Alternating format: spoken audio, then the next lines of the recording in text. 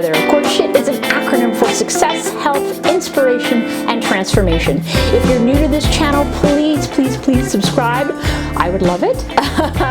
And then you'll never miss another very entertaining episode. We try always to be entertaining. Sometimes more than others. Today I have with me Wendy Johnstone from Keystone Eldercare Solutions. Welcome, Wendy. Thank you for having me today, Sue. I can't wait. It's so great to have you here. So Wendy is a gerontologist. Why gerontology? I'm curious. Yes, most people want to know why someone decides to go into gerontology of all things. Yes, yeah.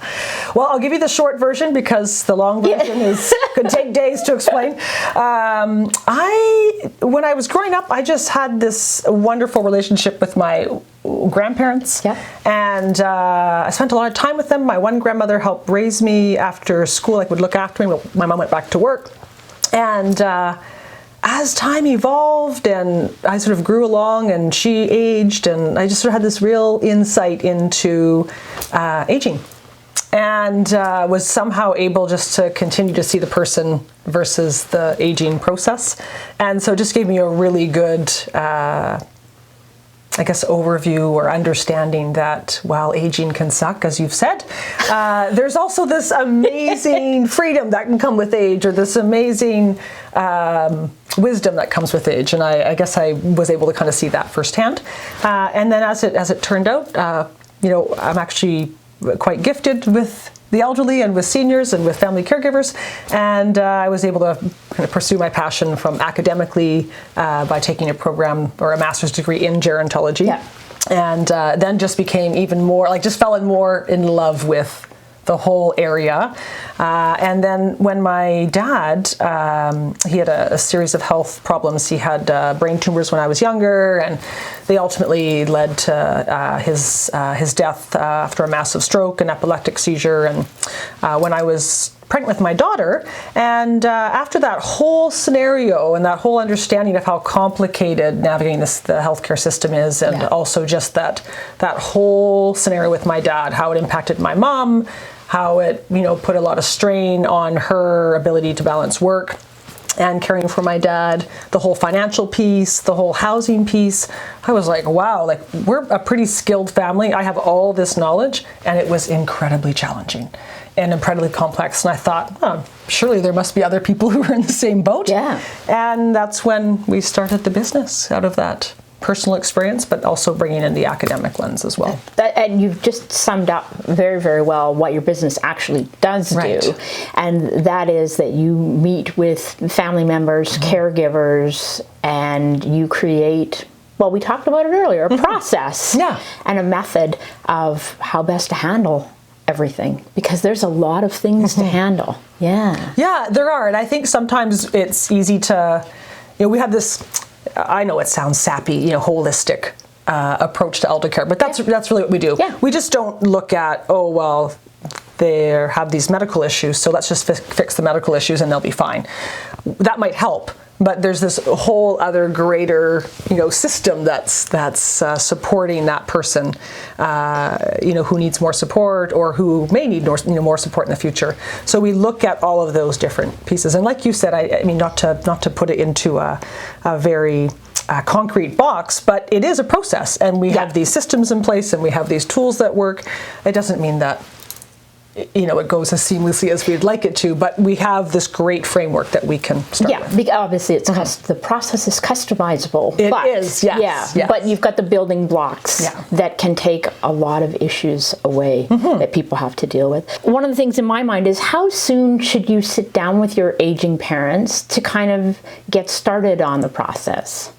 That's a great question. Yeah. I wish there was like a magic ball that we could look into to figure that out.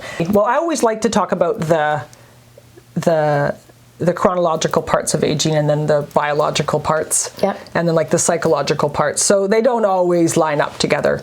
So you might have someone who's 75, or a parent at 75, but a lot of things are falling by the wayside. And then you can have another 75-year-old where they're, spending months in Mexico, they're golfing, they're cycling, they're, actively volunteering in the community. So I think this idea of an age is probably not always a good indicator. Right.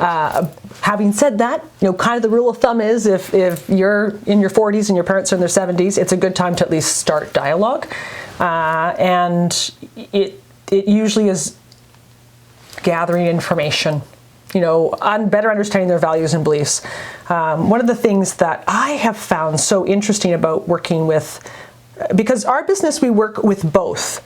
So we have this really unique position that in some cases we actually work with seniors themselves.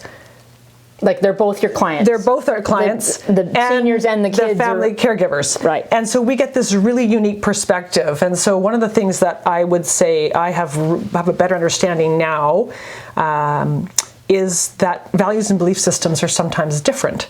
And so the more we can understand our aging or our parents' value systems and what's really important to them, the more we're going to be able to support them, even if we don't always agree with their decisions. Right. We at least know where they're coming from. We can at least then support them. So basically, I mean, you can actually have that conversation now. Yes. With your parents, can't you? Yeah, like what's most important to them? Yeah. Thank you for bringing that back. What's most important to them? What are they worried about? What's their number one thing they're worried about aging? Or what's their one thing they're worried about around having to receive more help? How do they operate if you're working with two parents? How do they work with each other? Yeah. What do they want to stay in their own home? Do they want to downsize? Even just having questions around that. Figuring out where they're at. You'd be surprised at the number of people that don't have power of attorneys, that don't have healthcare representation. They might have a will. They'll be like, oh, we've got our will. We're all sorted. They looked at it 30 years ago when you kids were born. Yeah. The Chihuahua's still listed in there. The Chihuahua's been dead for 20 years. Yeah, so starting that piece is just that information gathering and really understanding preferences and what their hopes are and what their worries are. And to reassure them that, that you're interested and you want to support them, but you don't necessarily want to take over. That's good. That's an excellent tip, because I can't imagine if somebody came over and tried to tell me how to do everything. Yeah. So, and actually that's going to lead us to kind of like maybe defining what caregiver means. In that scenario. Yes. Yeah, we had touched on this earlier. So one of the really, and actually the research supports this. So if people probably don't always know me really well, but I love research. I'm a real nerd when it comes to, I love reading, like what's out there? What are the best practices? And thankfully there's a lot more research that's starting to take place with family caregiving, because one of the important things that probably adult children should know is that in all likelihood, it's not a matter of if, right? It's a matter of when you're going to be a caregiver. Yeah, of course. But secondly, the way our healthcare system's designed, family caregivers do 80% of the care.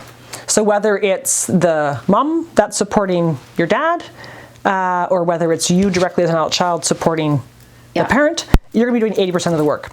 It's good to know. So, I'm ready. Aren't you glad you had me on the show? Thanks, Wendy. Jeepers. But to get back to your point about caregiving, which we're all excited about, is that the sooner that we start identifying ourselves as a caregiver, the better, because then we can start preparing ourselves. Because that's another thing research shows us, is that the better prepared we are as caregivers, the less stress we're going to experience. It's going to impact our quality of life less, and we're going to have better, mental health down the road, or throughout the process. The caregiver will, yes. Because I think sometimes we forget that we need to worry about the caregiver's mental health. Of course, right? yeah. Well, they're the ones that end up doing the brunt of also the logistical work. Right. So when you look at, I think sometimes, just to come back to the piece around, caregiving doesn't operate in isolation of all of our other roles. And so sometimes, what happens is we just identify as a daughter, we identify as a spouse, and then we somehow think, well, if I become a caregiver, I'm going to lose those other roles. But they don't they all work together somehow. And sometimes we're a bit more of a caregiver, and sometimes we're a bit more of a spouse, and sometimes we're, you need to remember that you're not always the caregiver. That's right. And that you can still be a spouse or a daughter. Absolutely. Or son. Yeah. Yeah. And then you'll find as time goes on, and depending on how that role looks or how it expands, that's one of the pieces, for example, that we work on with families, is to really work with family caregivers to say, okay, well, what is it that you want to do? Like, what is it that you don't want to do? What is it that you have to do? Like, there are some things you just have to do to help an aging parent or a spouse or sick spouse. And what can't you do? Yeah. And so that's a big one. Right? Because sometimes we feel guilt, we feel like we're abandoning our aging parent, or we feel like, oh gosh, we haven't done enough. And then we find ourselves completely overwhelmed with everything, and it creeps up. And we know the trajectory is that as that person ages, they're going to need more support. Care. Yeah. Right? And so it can creep up on us, and then one day we wake up and all we do is care. And we've lost all these other parts of our lives that are really valuable to us, our non-negotiables, as I call them. Yeah, and one of the things you talked about was kind of parenting the parent. Right. And maybe that we need to remember that they're an adult. What else? What other kind of? Because I think and I hate to say it, but even already sometimes I can see myself getting there, and I have to remember, hey, would you want to be parented? Right. Yes. Some days I do, but generally not. Can you make my lunch? Yes, that's exactly it. Can you make my lunch? I love it. It's a really good point. Yes. Yeah. I think sometimes we can feel that, especially when someone we care for and love loses the ability to really manage cognitively. We tend to take that. So it comes out of care and concern. I think that's the most important piece. Is that behaviors that end up being a bit more, patronizing or maybe condescending. That seems like a harsh word, but we kind of fall into it naturally because we're concerned and we care, and usually we love to solve problems. Yeah. And this is one thing, like on my own personal level, that I find is because I love to be an expert. I love to be an expert in telling people what to do. And that's not always, it's a bit of a blind spot sometimes. Very good way. So reminding ourselves that, sometimes the skills that we bring from our career lives, or even just whatever roles we've had, they're important, but they don't necessarily have to drive us to take over a situation. Yeah. The other really interesting thing too, if we just have a kind of a few seconds to talk about, which I think is kind of helps. I always like to find explanations for why. Like, why am I behaving this way? Or why as an adult child are they behaving that way? Or why is my aging parent, like, why are they digging their heels in so much? Like, can't they just let go a little bit of, you're getting old, too bad, like, deal with it. Suck it out. Yeah. And so you can just leave them on the phone in a temper tantrum like they did with us. Exactly. Just walk away. I'm leaving now. Don't you remember in the grocery store? Yes. You didn't want to leave? Yes. Yeah. Somehow it doesn't always. So probably for you and I, and I'm putting us in this category because we're essentially have parents that are could need support or will need support in the future. Good so far. Good so far. Yeah. Our lives are moving forward. You think about what our days look like. We're active with our careers. I'm still a parent of a 13-year-old. I'm a spouse. We're active in the community. We're volunteering. Our lives are moving forward, and so we just keep looking like eye on the prize. There's a problem, we solve it so we can move on. Yeah. We can figure things out. Hopefully we stop enough to smell the flowers and, take time for ourselves. Our aging parents, though, especially when we sort of hit those, 80s, 85, typically, I don't want to put everyone into a box, we start to look back and reflect on our lives. And so all the things that really matter to you and I, they matter less.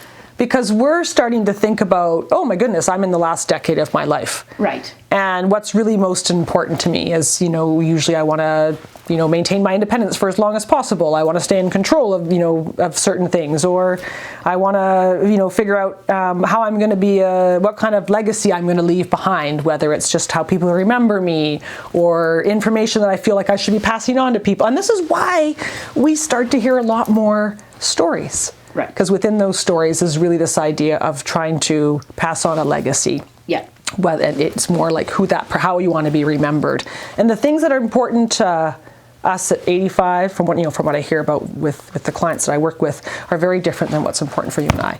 And so I think I always think about that at the forefront of my conversations, that we still want to achieve the same goal. It's just that we're coming at it from different angles. Right. And we just need to keep everybody's perspective in perspective. Yes. It doesn't mean that it's not frustrating.